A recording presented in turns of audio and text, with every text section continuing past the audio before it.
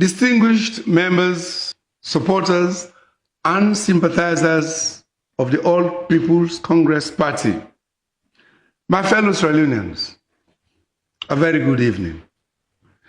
It is with profound gratitude and deep appreciation that I speak to you this evening on the report of the Tripartite Committee. First and foremost, I wish to thank each one of you for your unwavering patience and steadfast support during the period of the Tripartite Committee's work. Your resilience and commitment for national peace, unity, and security as we pursue our cause have been nothing short of inspirational. Let us remind ourselves as to what led to the formation of the Tripartite Committee. This committee was born out of a necessity by both the APC and the SLPP government, supported by our international supporters, to restore faith in our electoral processes and to ensure that the will of the people is upheld in the most transparent and credible manner possible. On June 24, 2023, Sierra Leone held its multi-tier elections, which included presidential, parliamentary, mayoral, and local council elections. The Electoral Commission for Sierra Leone, ECSL, declared incumbent President Julius Maada Bio as the winner with 56.1% of the votes. However, this announcement was met with significant resistance and allegations of irregularities from the opposition, the All People's Congress Party, and local and international election observers. The APC, along with several observers, raised serious concerns about the electoral process before, during, and after the elections. These included a widely condemned midterm census, the introduction of the district block proportional representation system with limited consultation, the high threshold that restricted smaller parties' participation, and issues with the voter register. Operational challenges such as the poor quality of voter identification cards and delayed delivery of ballot boxes further exacerbated the situation. Allegations of bias and partisanship within the ECSL cast a shadow over its integrity and impartiality, not only to conduct the elections, but also to announce the election results. These issues led to a heightened state of tension and mistrust between the ruling SLPP government and the opposition APC. To address this political impasse, a 3-day mediated dialogue was organized from October 16 to 18. This dialogue was facilitated by esteemed bodies including the African Union, ECOWAS, the Commonwealth, and the Independent Commission for Peace and National Cohesion. Through these efforts, the Agreement for National Unity was signed between the government of Sierra Leone and the APC. A key outcome of this agreement was the establishment of the Cross-Party Committee on Electoral Systems and Management Bodies Review, known as the Tripartite Committee. This committee was tasked with a vital mission to review and examine the electoral systems, structures, and processes of the 2023 elections and previous electoral cycles.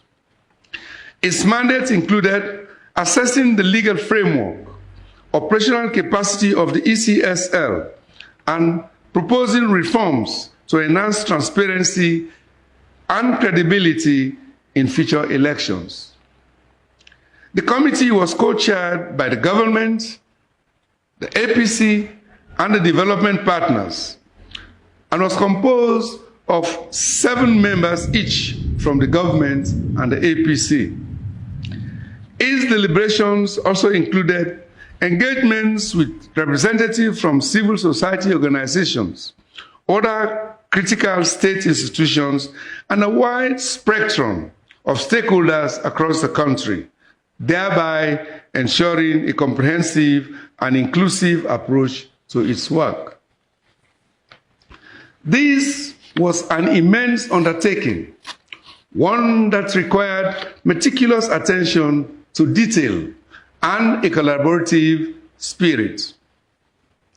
The committee was given a time frame within which to complete these tasks, and despite the complexity and breadth of the issues at hand, significant progress was made. And on another momentous day, on July 1, 2024, the committee presented its report, including an outline framework of implementation of its findings and recommendations. I would like at this stage to extend my deepest gratitude to the APC team, ably led by Dr. Kamara. The team comprised Dr. Richard Conte, Honorable Ambassador Almami Pejito Kuruma, Lawyer Boniface Sidiki Kamara, Mr. David Fona, Madam Bernadette Kago, and Mr. Prince Thorley. Their dedication and hard work have been instrumental in our efforts. Working alongside them was another group of dedicated individuals known as the Technical Committee, led by Dr. Joseph Sam Sise. Their expertise and commitment were invaluable in navigating through the various operational, legal, and electoral issues.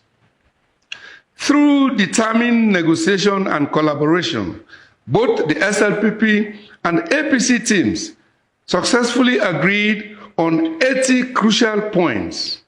This is a testament to what can be achieved when we come together in the spirit of unity and purpose. Fellow Australians, in any group endeavor, the differences in opinion, approach, and results are inevitable. This diversity is reflected in the Tripartite Committee's report, which comprises two divergent perspectives, one submitted by the APC representatives and the other by the SLPP representatives. As stated on page 53 of the report, the APC holds that statistical inconsistencies call into question the results declared by the ECSL and demands a rerun of the 2023 elections to be facilitated by the ECOWAS Commission and the immediate resignation of the personnel of electoral management bodies. The government, on the other hand, maintains that the results as declared by the ECSL are valid. These divergent positions are fully articulated in the respective analysis annexed to the Tripartite report. Yes, this diversity and other very important contentious issues, including ensuring the transparency and credibility of electoral processes, addressing the legal framework governing elections, and accountability and improving the operational efficiency of the ECSL remain unresolved. These are currently at the top of our priority list, and we are working diligently with our international development partners to resolve them expeditiously. Fellow Australians, we have consistently demonstrated our belief in the tenets of democracy, and in every democratic election, it is vital that as voters, we understand how our votes are counted and who among all the candidates received the highest number of votes based on a transparent and fair counting process. Unfortunately, this fundamental right has been denied to us as voters by the Electoral Commission of Sierra Leone. The ECSL has failed to provide transparency in how the votes were tallied. One of the excuses is that they are not required by the Constitution of Sierra Leone to be transparent in this regard. Another excuse is that the results reconciliation forms, RRFs, are classified information. This lack of transparency is deeply troubling. Moreover, the ECSL has been unable to produce any credible evidence of the numbers they assigned to all candidates in the elections. Equally alarming is the fact that the SLPP party, which was declared the winner, has also failed to provide any credible evidence to support the votes they were assigned. It is indeed strange that both the elections management body and the party declared as winners cannot produce tangible evidence to support their claims.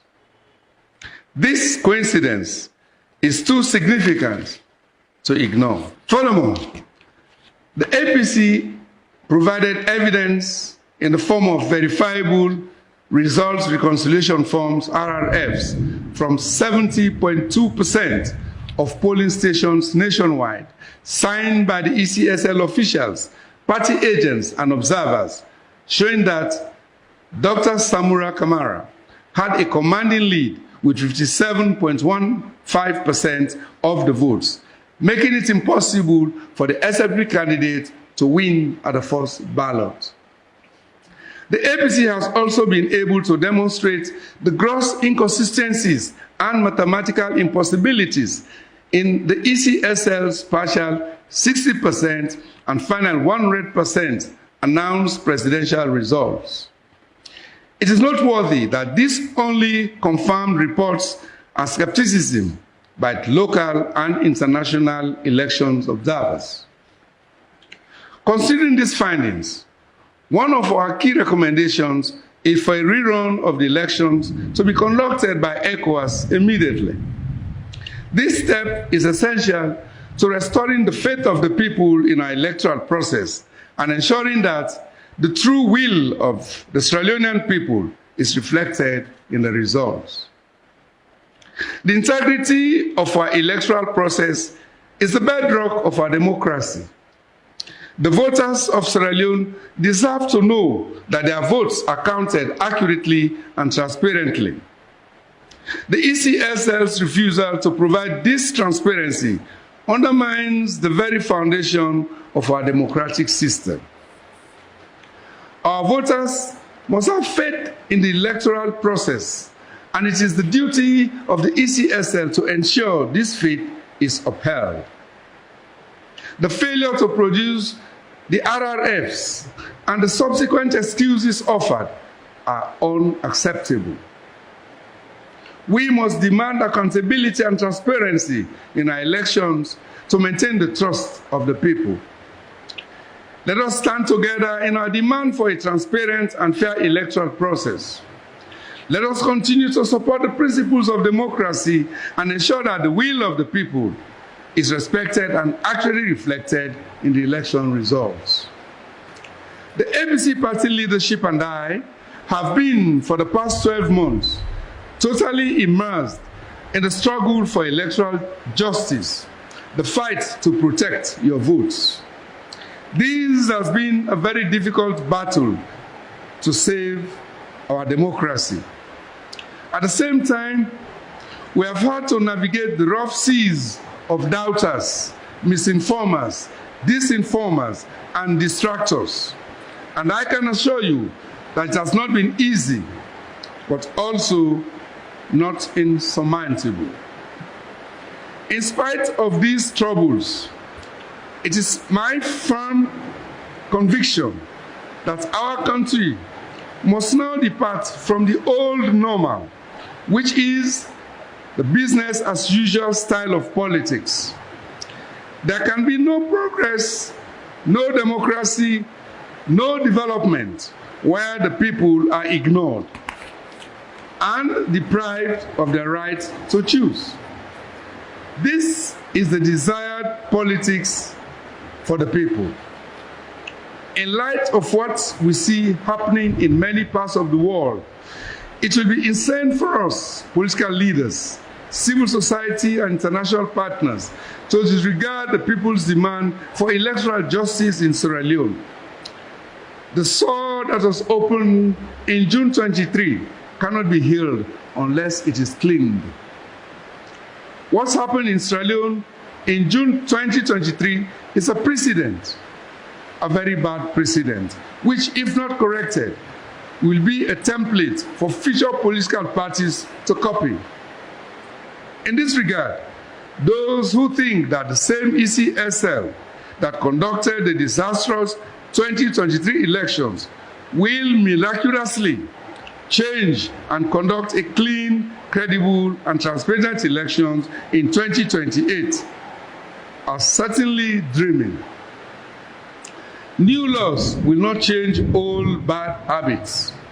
Therefore, if the current ECSL leadership and personnel are not held accountable for the mismanagement of elections in 2023, they will surely be emboldened and will close their ranks in order to deal the final blow on democracy in Sierra Leone. Fellow Sierra Leoneans, I have chosen to address you through this medium and not through a press conference because the memories of the days following the 2023 elections are still fresh in my mind. We lost Nurse Mahawa and White Boy when state security forces shot at APC supporters who had gathered at our party headquarters in anticipation of the announcement of ECSL results. May the souls and the souls of all those who lost their lives at the hands of security forces in that election rest in perfect peace. My people, I may have my faults, but one thing I've been very careful to avoid is to allow my ambition for power to put the lives of my innocent supporters at risk. For some people, this may appear as a weakness, but I am convinced that it is a measure of respect for the dignity of human lives. At the same time, many have accused me unjustly of selling out the right of the people. Both actions are not and will never ever be my way of life. My personal choice remains to avoid these acts and remain, as always, throughout my fulfilled professional career, a trusted servant of the people and country. Where I come from, honesty, reliability, and integrity are compelling and demonstrated priorities. I do not believe in using the bullet or money to win power simply because I don't know how to do that. And if I have the power to do so, I certainly would not. What are the next steps? To my fellow comrades of the APC, I say that at this point, the battle for electoral justice must now be owned by all levels of leadership in the APC, from ward to constituency, from district to region, and from Samura Kamara to the party leadership. This is not a time for recrimination. It is a time to look at the cumulative turn of events that have brought us to where we are as of now. We cannot continue to be enablers of such massive electoral fraud. If we do not unite to save democracy now, trust me, we will lose the soul of our party forever. As a party, we need to demonstrate a willingness to defend the rights of our people. The National Party leadership has been very active to bring us to where we are today. It is now the responsibility of the party to unite around the continued fight for electoral justice. The international community, civil society organizations, the media, religious leaders, and traditional heads may be diplomatic, but cannot be neutral in terms of upholding the truth and ensuring that the right thing is done in the interest of the citizens of this country. They have been in many ways an integral part of this journey, providing strategic, technical, advisory, and financial support. They must continue to bear responsibility, likewise, for any fundamental slippages going forward in our urge for freedom and democracy. Together, we must all stand for electoral truth and justice. Whatever it takes, the mandate of the people should take precedence over the convenience of a political party or personal political ambition. The implementation phase of recommendations in the Tripartite Committee's report, soon to follow, cannot and must not ignore addressing the inconclusive matter of the election results. Emphasis on electoral management, legal and institutional reforms, though important going forward, can never ever cure the electoral wrongs of 2023 elections. And that is why, as a People's Party, the APC will continue to demand a rerun. This recommendation by the APC for a rerun of the elections is the only way legitimacy can return to government and democracy rescued. There has been a huge gap between what the electorates are seeking and what we are giving them as politicians.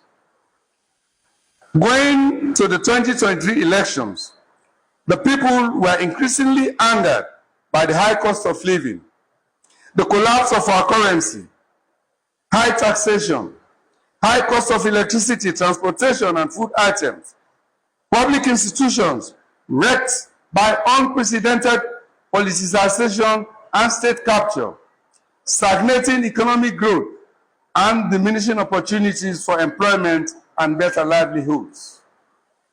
It was against this background of untold hardship that the people came out in huge numbers against all odds to vote for change of political party and political leadership, which was denied.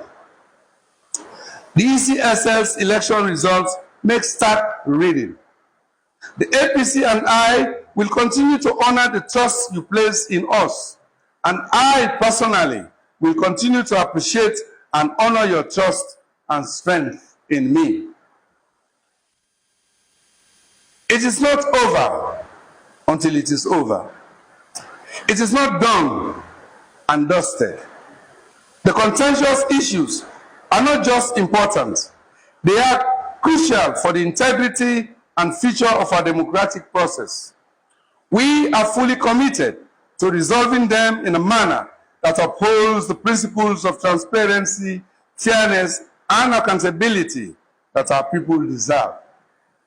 I want to emphasize that the dialogue continues, and we are not relenting in our pursuit of justice and truth. Building and strengthening democracy is a lifetime journey. We must continue talking to each other and moving together. Let us all think of our legacy in a Sierra Leone that is in post-conflict and democratic transition. The APC is steadfast in ensuring that every vote is counted accurately and transparently, and that the will of the Sierra Leonean people is respected. Our commitment to democracy and the rule of law remains unwavering. Let us not be swayed by doubts or misinformation. The journey to resolving these issues is ongoing. We are making significant progress. Understandably, public attention and interest have been focused on the conclusions and report of the Tripartite Committee. However, it should not be forgotten there are other important aspects of the Agreement for National Unity which still remain unaddressed or unconcluded. These include, among others, the release of political prisoners, the removal of politically motivated court cases, the safe return of persons in exile for political reasons, and setting up a mechanism for sustainable inter-party dialogue. The spirit of the agreement is also meant to put an end to the targeted harassment and intimidation of the opposition, directly or indirectly. Your support and patience are invaluable as we navigate this complex and vital process. I urge you all to continue to stay peaceful, united, and hopeful. Together, we'll continue to push for a resolution that reflects the true voice of the people and a shared, prosperous future. We serve a just God. He, and only He, can fight our battles. I thank you. God bless our beloved Sierra Leone.